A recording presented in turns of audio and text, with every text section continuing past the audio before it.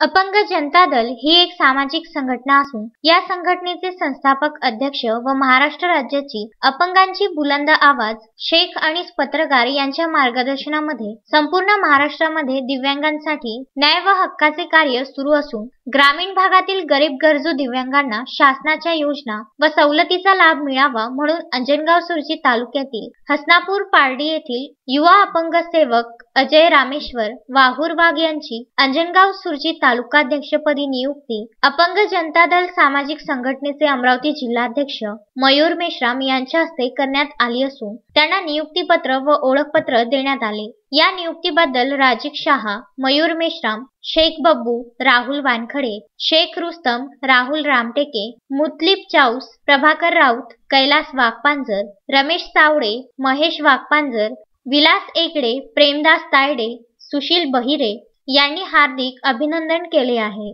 उत्तम ब्राह्मणवाडे, विदर्भ न्यूज, अमरावती।